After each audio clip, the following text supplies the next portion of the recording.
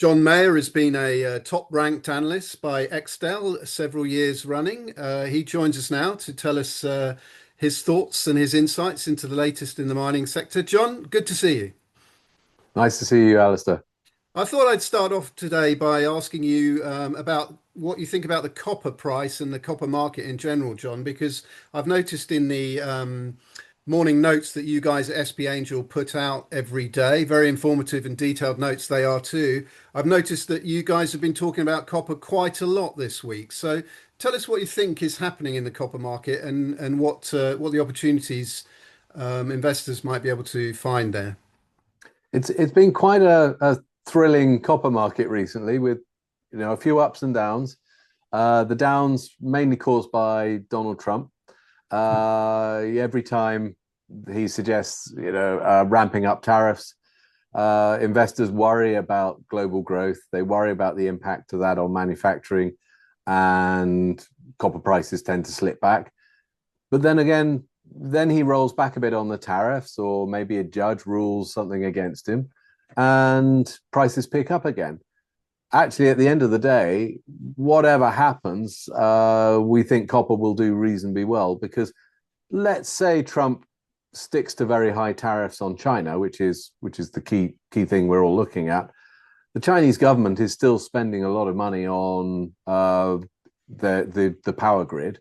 They're really ramping up power production, and therefore the connection of those new power plants in China. And we're talking wind farms, solar farms, hydropower plants, nuclear power stations, lots and lots of different things, and even some new coal-fired power, although that's the last thing we want to see.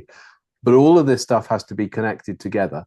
And the more diverse and broad, widespread your power supplies, the more of a grid you have to have. So it's not just connecting it together simply. It all has to have interconnections. It all needs to have a robustness, so that suddenly, if the wind stops blowing in one part of the country and the sun isn't shining somewhere else, that you've got enough power that you can move around the country. I mean, we saw this with the power outage in Spain recently, where suddenly they had a frequency modulation that unbalanced the grid. The French cut them off in order to save their own grid system, and Spain had a massive outage. And this is a vote loser for every single government in the world. So investing more in the grid, and that means more copper and more aluminium into those power lines. And we see that in China, in fact, the year-to-date consumption of copper is up 9% this year. So that's year on year. That's a pretty big increase. We also see there's a bit of a shortage of copper developing, particularly in China. We see lots of metal coming out of Shanghai and LME warehouses. Yes, there is more copper metal going into the States. Now, there's going in there for two reasons. Firstly, the Trump administration is running a Section 232 investigation on copper. They did this with steel, they did it with aluminium, and as a result, they put tariffs onto those metals. So a lot of traders are expecting tariffs to go onto the importation of copper into the United States. So there's $1,000 premium per ton of copper in the US at the moment. Now, not a lot of people are paying that, but traders are moving copper from warehouses all over the world into the United States in order to potentially catch that premium going forwards. And that movement of physical copper into the US is causing a physical shortage elsewhere in the world, and that in itself is starting to drive copper prices. So we're around $9,400 a ton at the moment.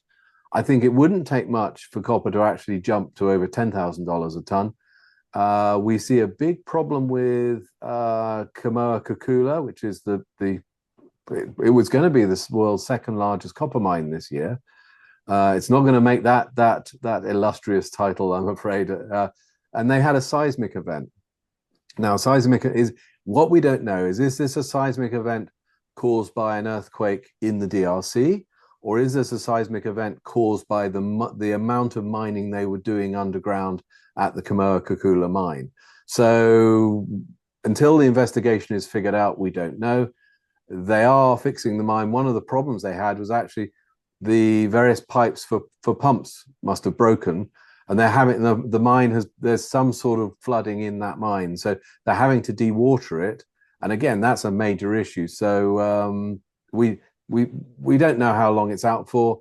If it produces about 440,000 tons of copper a year, so if they're out for a month, that's a twelfth of that. That's a pretty big number in the market, so that could easily tip the market into a fairly substantial deficit. And do you think electric vehicles are going to play a part in your longer term outlook for copper as well? I mean, we heard in the past sort of grandiose statements about the amount of wiring that's inside each electric vehicle. You mentioned power grids and windmills. Are electric vehicles a significant player in this demand picture as well? They are. They might not be as much as some people were hoping in future years, because as you ramp up the voltage in these vehicles, so it's not a 12-volt system anymore. Some electric systems, well, I'm trying to think what Tesla is using. I think they've gone on to 48 volts. We've heard of people looking at 800-volt systems. The higher the voltage, the less copper you need in the cables. But I think even at higher voltages in these vehicles going forwards, you're still going to end up using more copper per car than you would on a conventional internal combustion engine vehicle, which only uses copper in the wiring loom for the lights and the entertainment and the luxury bits and pieces. So in an electric vehicle, the copper cabling is very much heavier, especially at the moment, and the number of vehicles being produced is ramping up really fast. I forget if it's 20% or 25% year on year. I mean, it's very substantial growth in electric vehicles. But for me, the big consuming end of this from a copper perspective is all the grid connections and the plug points where are you going to plug your car in for electricity. The US has very few at the moment, and they need to catch up. Europe is developing their systems at a reasonable pace. Be nice if it was faster if you own an electric vehicle, but they're getting there. And China, of course, is well ahead of the curve, and they are developing all sorts of new charging stations and battery swap stations as well. And of course, all these things have to have fairly heavy duty cabling into those charging points. So you mentioned Kamoa-Kakula a moment ago. Let's just talk about some companies in the copper space. I think I've seen some hints in the SP Angel morning commentary that Glencore might be. I don't know. I don't know if I want to say in play, or perhaps I do want to say in play. But there's a certain amount of activity as far as companies are concerned. What do you think's interesting in terms of the copper companies at the moment? Yeah, in fact, somebody sent me a message this morning, which made me think that Glencore was in play. They're offloading their cobalt, for example, into a new fund. That suggests that there's a bit of a cleaning up going on. We know that they had talks with Rio Tinto a few years ago. We wonder if if maybe that idea might resurface. It makes some sense.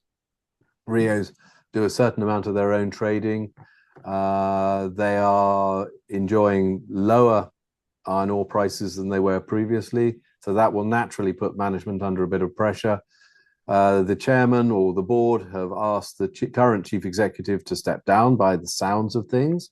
We don't know the full story, so maybe I should use the word allegedly there. But we know he's on his way out. There is a guy called Bold Batar, who is of Mongolian descent, I believe, who is tipped to take the top job. We won't necessarily be the guy, but he's certainly in the running. And also at the same time, we know there is a legal action from the Mongolian government in relation to the giant Oyu Tolgoi copper mining assets. So we don't quite know exactly how the politics are going on here, but it does feel as if something is afoot. And further down the chain, a lot of copper, a lot of the smaller and mid-cap copper companies use in their promote the idea that big new copper mines are not really being found. Do you go along with that? And if so, which of the smaller companies do you think look interesting?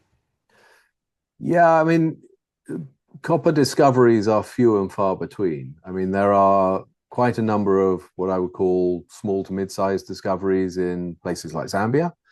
And then you get the occasional large one in somewhere like Ecuador or Argentina. Argentina, till very recently, was virtually a pariah state. It's now looking a lot better, but you never know when the government's going to change. Javier Milei appears to be doing a great job.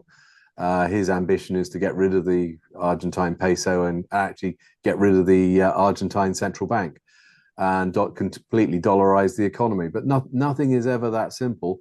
And of course, it will still take minimum five, probably 10 years plus to develop the next big copper mine out there. Ecuador, again, the government seems to be okay at the moment, but you just don't know what's coming after the current lot. And you've got people like SolGold out there. SolGold is an enormous project, but it's got a big capex number on it, and the capex is so big that BHP and Newcrest, who own a lot of the stock, have yet to make a decision to develop that. In the meantime, the Chinese have come in and supported the company on the last raise, and maybe they will do it. The Chinese government is less worried about governments such as the Ecuadorian government at the moment. They operate differently, and also they build things cheaper as well. Maybe they can take the capex number and halve it. You see, in which case the economics will look different. But you're right. I mean, the number of discoveries in recent years has been woeful. The amount of money for exploration has been terrible. And yeah, there are some good examples. Dare I say it, Moxico Resources in Zambia, something that I've invested in recent years, has done well and is ramping up from currently at about 20,000 tons a year of copper cathode. So that's LME grade, 99.99% copper. I think there's a couple more nines after that. Heading up to 58,000 tons a year. And that's just at one of their mines. They've got another mine that's not, further to the south that they're starting up quite soon. We don't know the numbers on there yet, but we're looking forward to more production from that. So that's not listed in the market yet, but hopefully that will be in Q1 next year. So we wait to see and for a new copper play in the market. So you mentioned, as you were sort of leading into that discussion of Moxico there, that there hasn't been much money around for exploration, speaking generally. What is your view of the equity markets at the moment, John? I mean, you guys at SP Angel are one of the more prominent players in London, certainly, and I've noticed you've started covering Australian companies a bit more in your commentary as well. Do you feel that the equities markets are sort of coming alive now, as some people say, or are we still in the doldrums?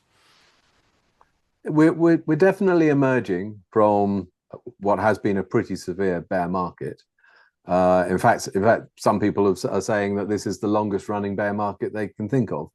And these tend to be older people, so they can think of a few bear markets. Yeah. And it is the way the world works. I mean, when you never quite know what part of the cycle you're in, but when you look back at it, it always becomes clearer in the rearview mirror.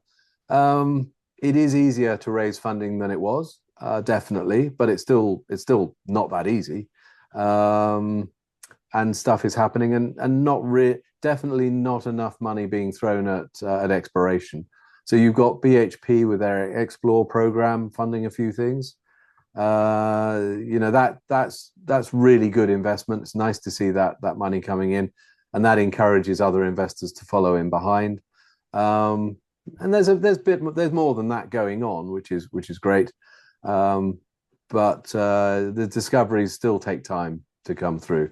So there's an element of luck as well as skill. I mean, some of the geologists are just brilliant at it, but it still takes some time. They still have to do the legwork, and they still need the funding, because nothing turns into reality until it's been drilled.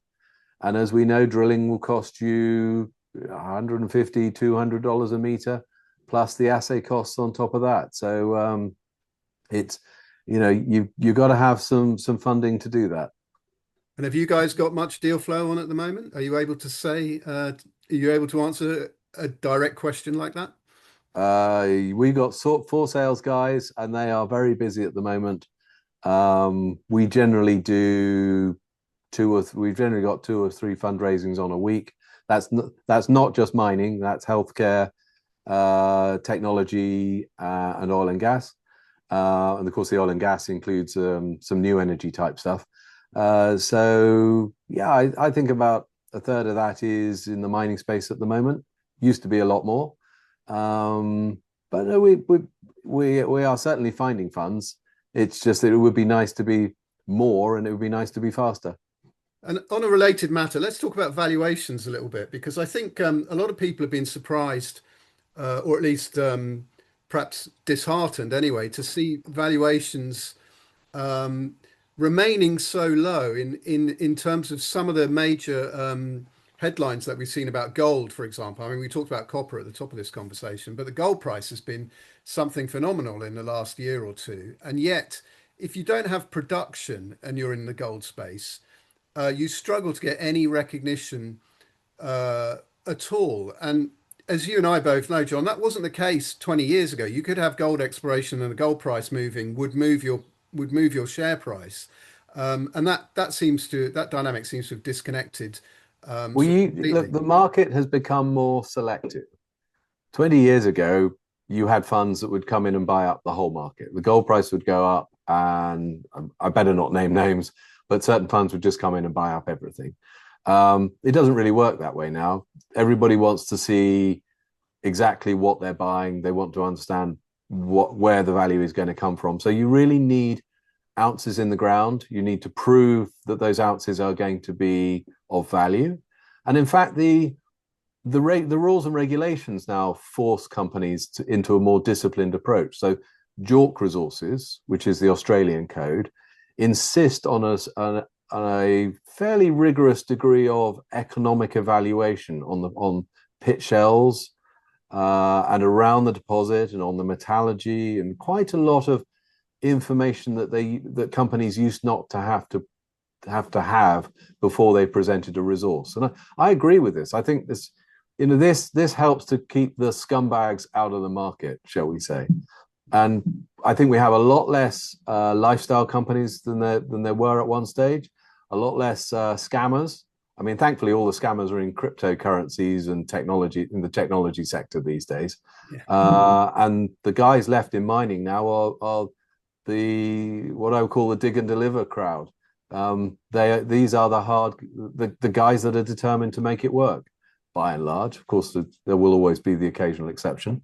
But no, most of them are pretty solid characters who are grinding their way through it.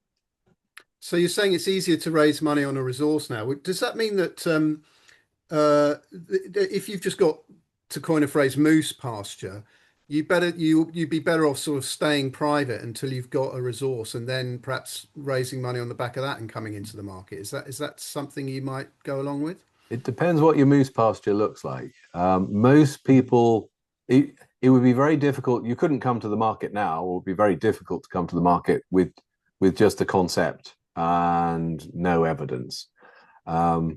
Most people have got, shall we say, historic drill holes, information from previous exploration. So if you took tertiary minerals, for example, okay, it's copper rather than gold. Mm-hmm. Yes, they're on licenses where there has been drilling. They have a joint venture with Cobalt Metals, and they are drilling the deepest holes ever drilled into Zambia.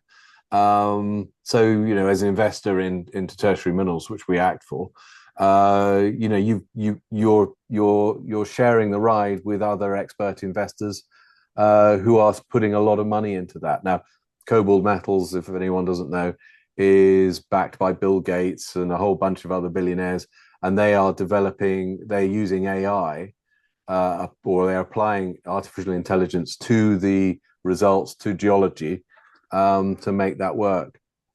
Well, hopefully make it work to try and figure out where they're going to find more resources within Zambia. Yeah, I mean, it's highly prospective, isn't it? Zambia in general. But you had Zambia Copper Belt, Bill Gates's money, and some experienced Well, you explorations. you now have Robert Friedland, who of course had enormous success with Kamoa-Kakula. I know some of the mines flooded, but it was about to be the world's second largest copper mine. It still has incredible value. Probably I mean, I don't cover it as an analyst, but I would have thought buying the dip is not a bad idea. I mean, we should double check whether the issues in their mine are likely to become more permanent, but probably not.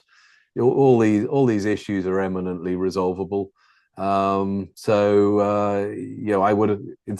I can only think of one mine historically that has ever been permanently abandoned. This is out of thousands and thousands of mines that was permanently abandoned because of geotechnical issues. And even that mine, which was the Jeanette mine in South Africa, which had a lot of graphite or carbon in the roof, and that caused a lot of rock falls, I believe. Even that, there is now an engineering solution, I believe, for the reopening of that mine. So everything is resolvable one way or another. Well, we do see mines that have been out of commission for decades coming back in, don't we? So, I mean, these mines are, in some sense, a lot of these mines are never fully abandoned. Reopening old mines is in this environment is a great idea. Again, look at South Crofty, who we work with. That's owned by Cornish Metals, and it's the mine where I started my career. So I have a connection to it. I feel Crofty is that's going to be reopened hopefully in the next few years as a tin producer in the UK, and it's all there. And actually, okay, they're still pumping the water out of it. They can't pump it too fast because all that water has to be cleaned before it's put into the sea in the north of Cornwall. So, but it's much easier to do that than to dig a new mine. That's for sure. Yeah, I mean that's hundreds of years old, isn't it? That South Crofty mine. Yeah, yeah. I mean, actually, as a student, I remember climbing around the upper levels and finding the wooden boards which the pit ponies had walked across. Yeah, it's quite something. I've been down that mine too, and it is quite. You get a sort of sense of history as well as a sense of possible future when you go Yeah. around it. Well, Um, it was in the days when climbing up narrow raises using iron chains what didn't seem to be a problem. yeah, yeah, times have changed. I mean, talking about Cornwall, do you see the development of a British lithium sector as something significant in the context of global mining, or is it just a sort of local a bit of local color that we're adding to the West Country there?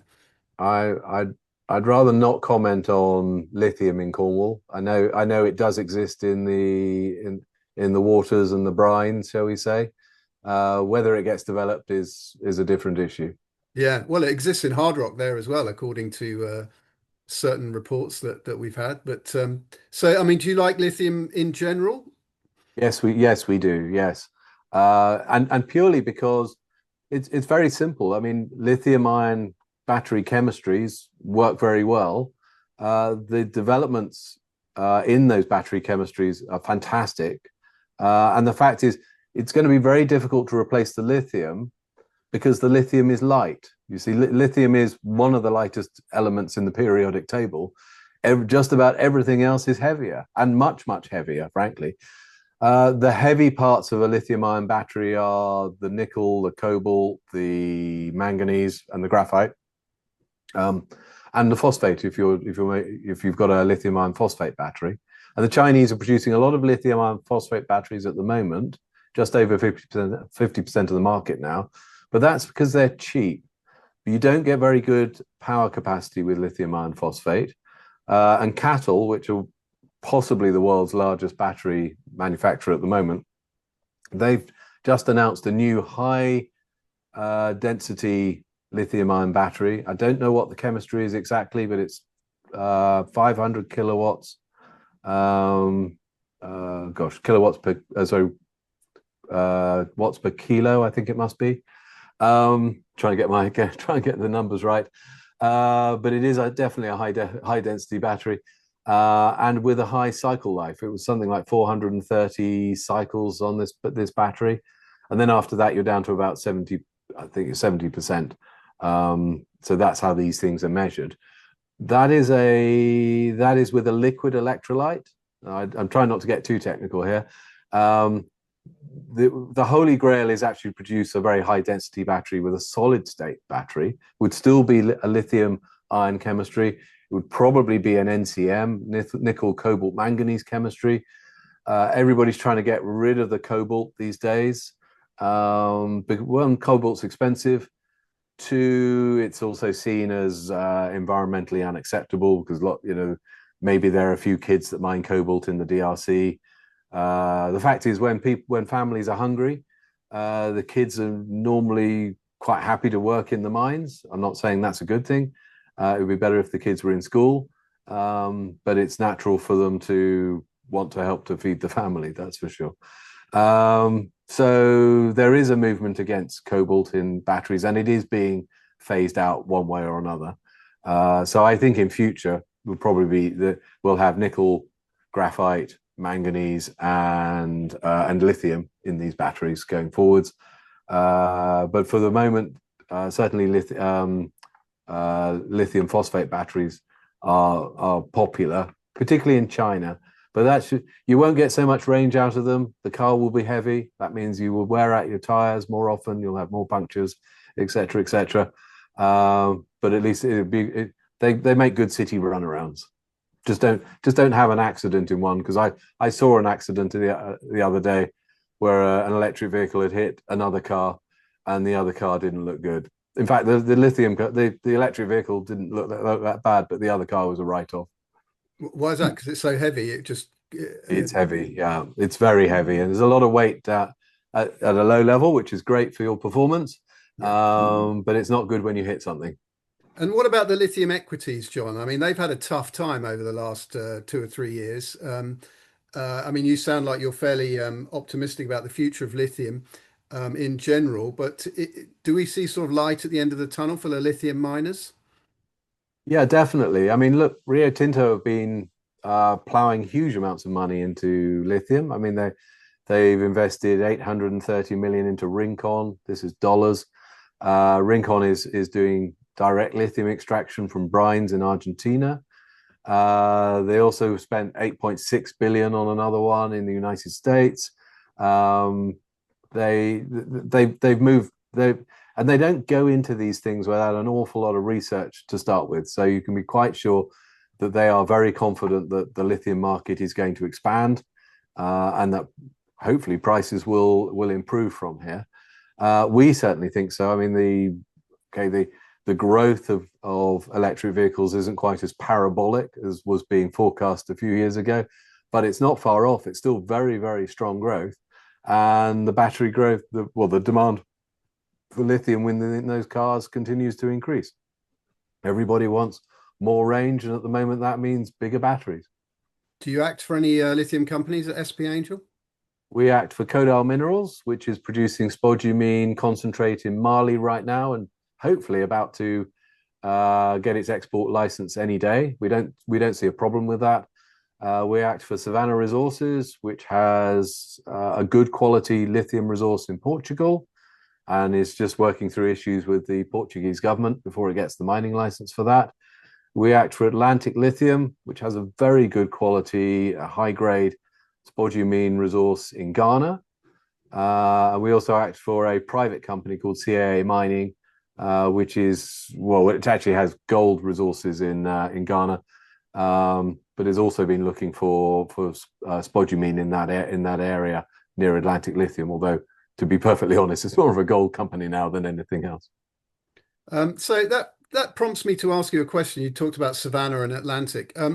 Is it true that most lithium will be shipped to China for processing before it then comes back to major European and American markets? I mean, I've heard people talking about Savannah as being a well-positioned company to supply directly into Europe, and critics saying, yeah, but there's nowhere in Europe that can process the product at this point. What do you say to that?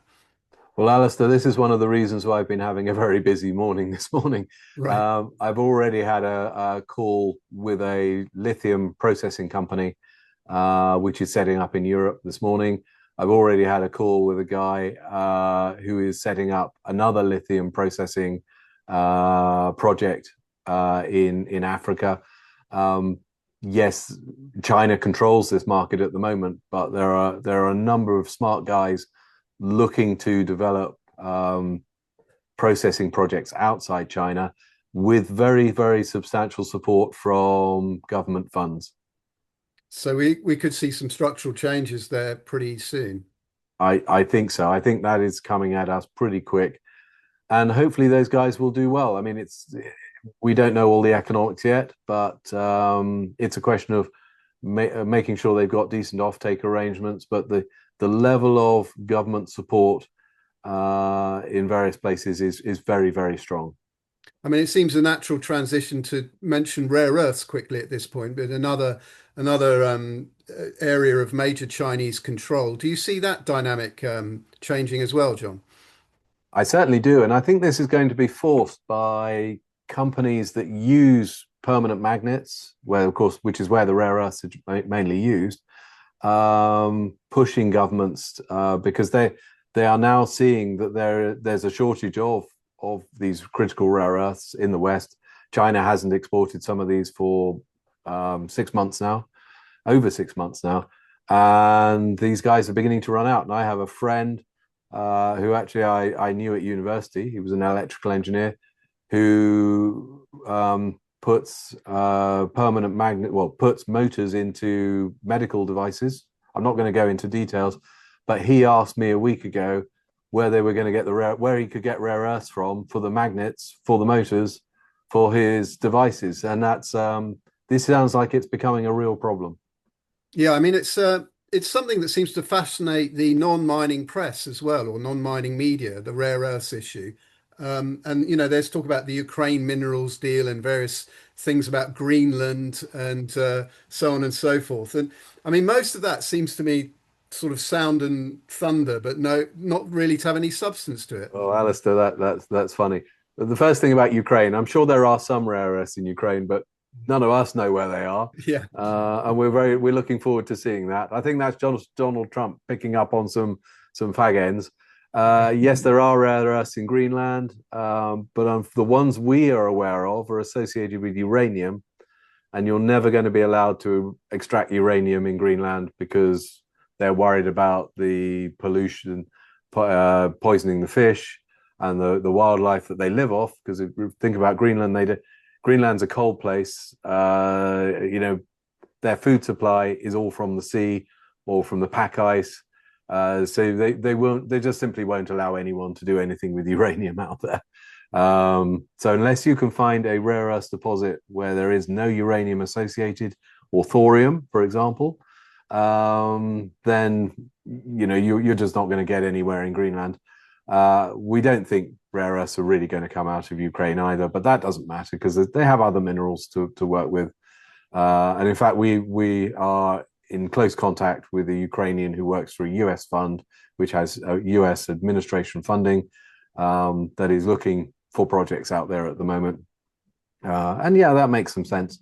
The American, or shall we say, certain American politicians are sometimes found to be involved with mining companies in, shall we say, challenging political areas. But I think, firstly, it gives them more access to information on what's going on. Secondly, it gets them a reason to get involved if somebody invades somewhere. Yeah, I mean, not only mining companies, there's some oil and gas companies that they're involved with too, I think. That too, yes, no, that too.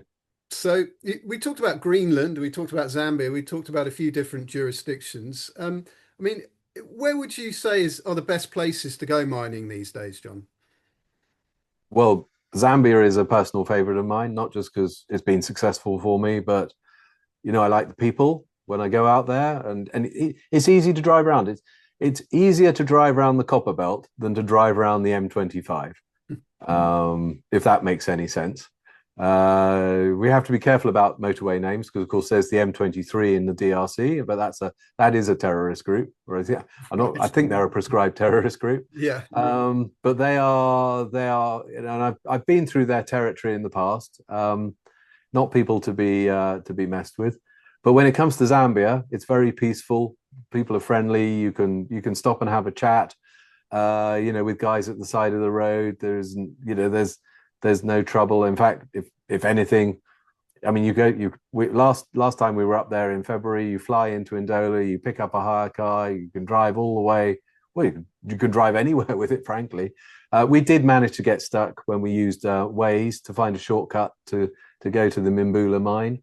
It was a bit unfortunate, a bit embarrassing. I mean, it's not normal to have to be rescued with a bulldozer trying to get into a mine, but it shows that their security works very well.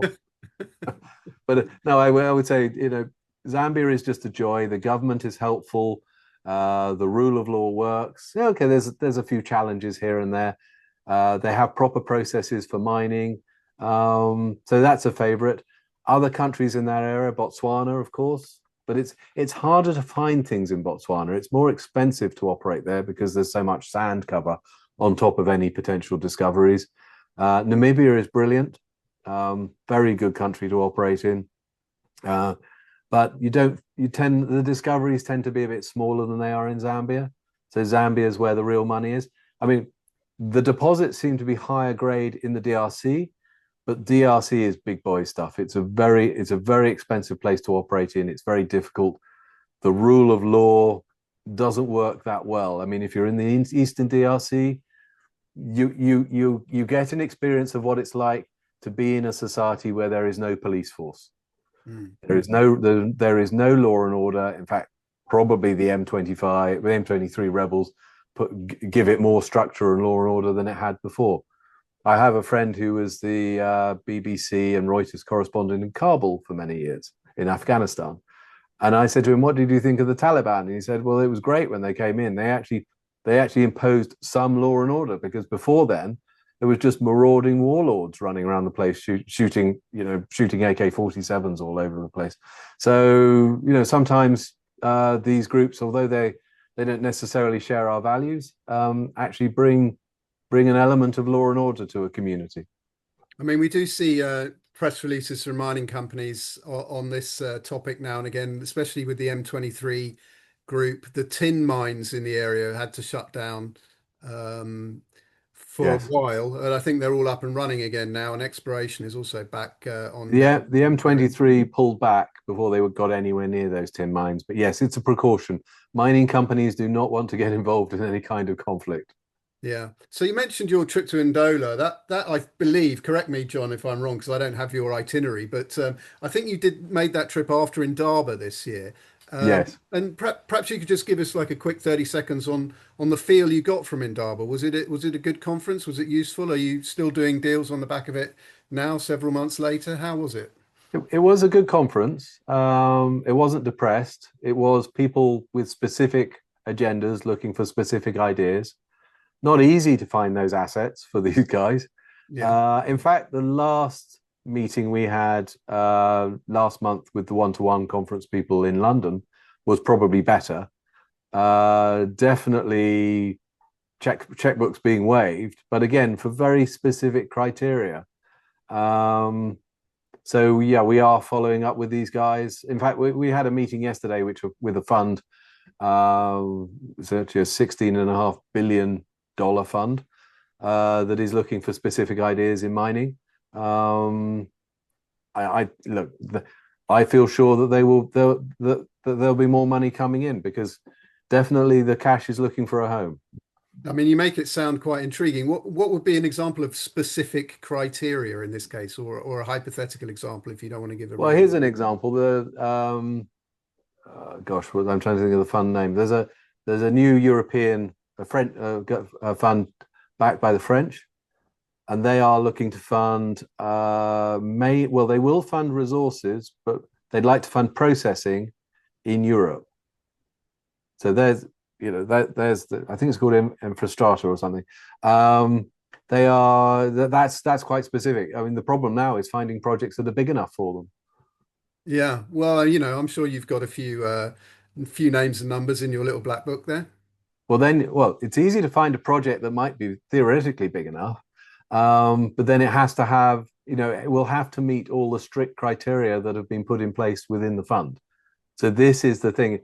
What we spend a lot of time is advising companies on how to get to a point where they are investable by the fund. So do they meet all the ESG criteria? I mean, particularly on the environmental and the social side. Then, of course, the board has to be right. Then the project has to be the right size. Then there has to be enough equity in there. There's a lot of different things that have to come together before the big funds will invest in these things. Yeah. So conferences like the one-to-one are where these transactions germinate. Yeah, so we had 18 meetings booked in initially with different investors. In fact, that turned out to be about 24 meetings by the time we finished, Hmm. which is quite good going, really. So people specifically telling us about what they want, what they're looking to invest in, and that's quite nice.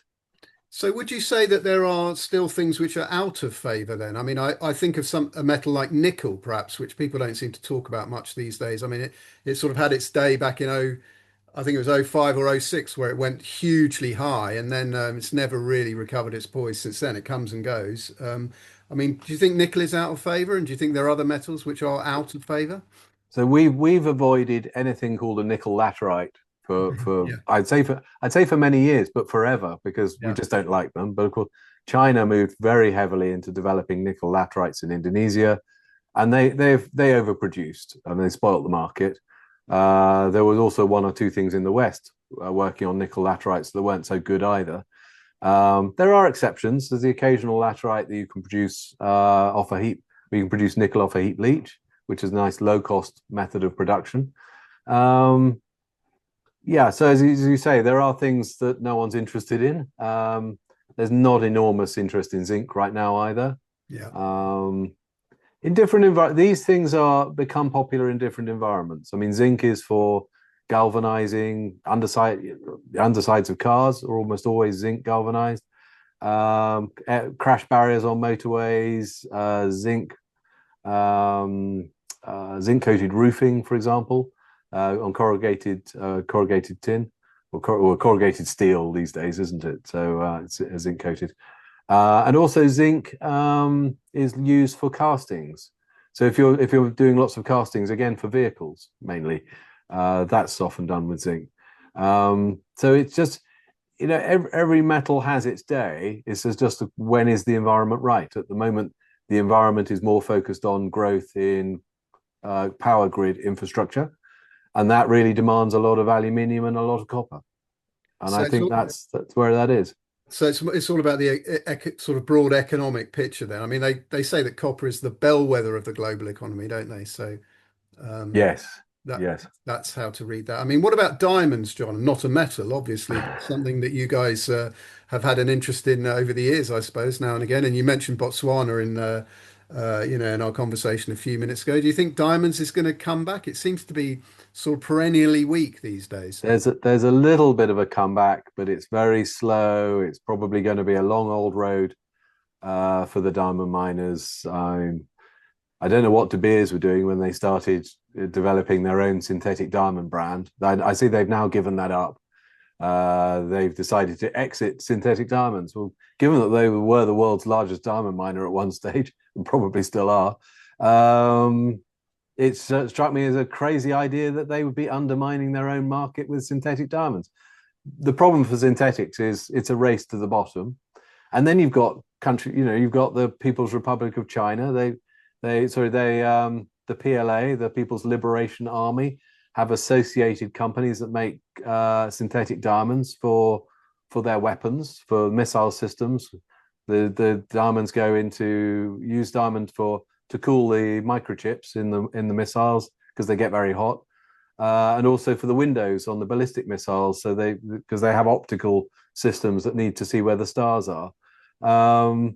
Do you really want to be buying something that may have come from the PLA? It's not what I want to do. Very much, if I was going to buy a diamond, and I don't have any particular need to do that right now, then I'd always want it to be a natural mine diamond, frankly. Yeah, well, that's what everybody always says, especially the females that I've met over the years. They all seem to say that. So, um, I mean, I guess that um, I guess that's always going to be the dynamic. Do you have any other sort of views on gemstones? I mean, we occasionally see like the Cargem Emerald Mine and a few other sort of famous coloured stones, rubies, emeralds, anything like that of a sort of minor nature that interests you at the moment?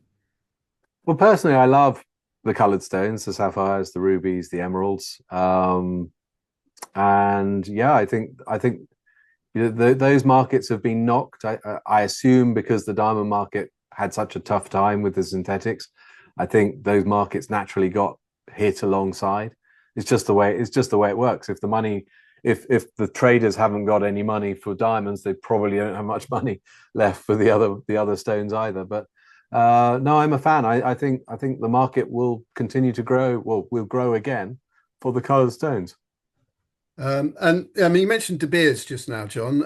I think we're coming to the close of our conversation, but I'd like to ask you what your feeling is about the future of Anglo-American, because there's quite a lot of speculation about what its future really is. It's apparently been trying to divest to some degree from South Africa for a long time, and yet that sort of seems like a paradoxical impossibility. Um, Well, they've just divested out. Well, they've just fully separated out the platinum business or the yeah. PGM business. They've been trying to sell De Beers for some years now. Presumably, they've been asking for too high a price, which is typical. But they will have to offload it one way or another. It looks as if Anglo's is dressing itself up for a takeover by BHP.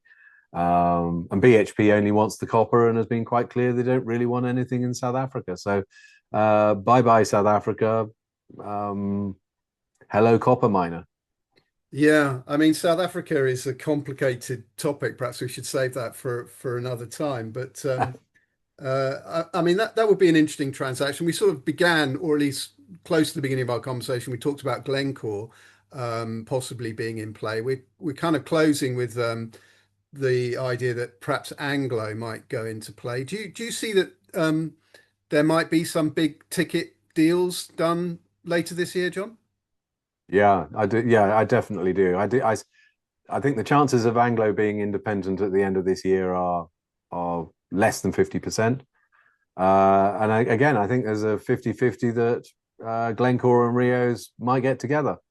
Um, the guys who own the principals behind Glencore definitely want to do something, from what I hear.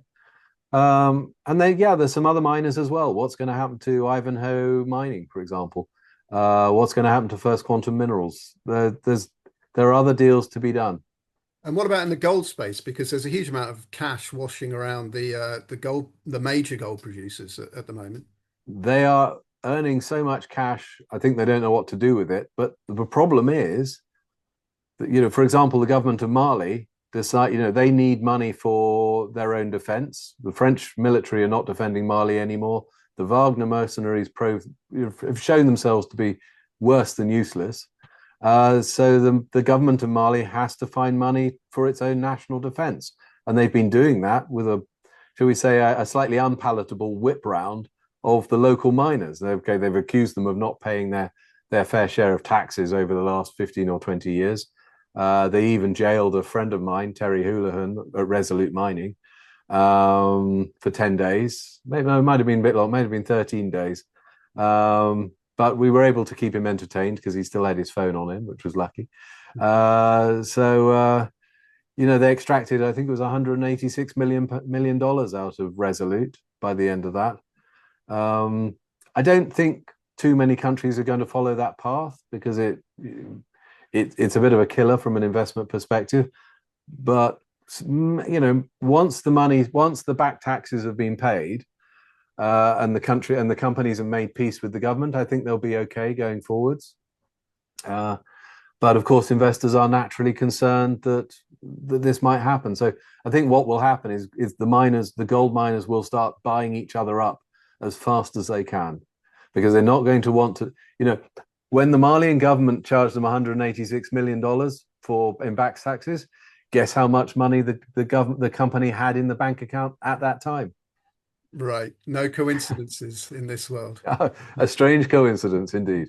All right. Well, John, it's been really good to talk to you. Thanks so much for making the time. And, maybe we'll check in again with you sometime soon. Yeah, nice to see you again, Alex.